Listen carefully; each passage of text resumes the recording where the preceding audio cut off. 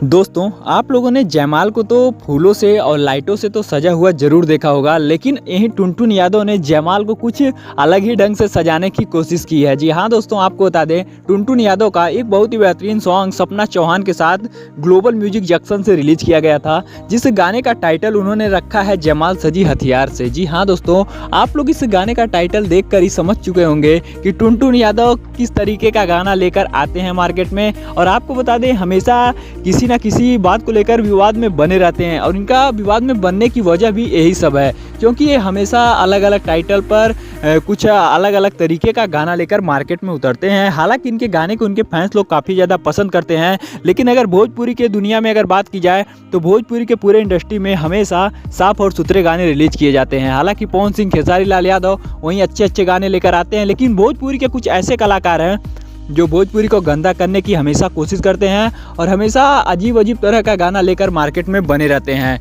और टुनटुन यादव ने ये गाना लेकर मार्केट में इस टाइम एकदम बवाल और तहलका मचा दिए हैं और इनके गाने को उनके फैंस लोग काफ़ी ज़्यादा पसंद भी कर रहे हैं।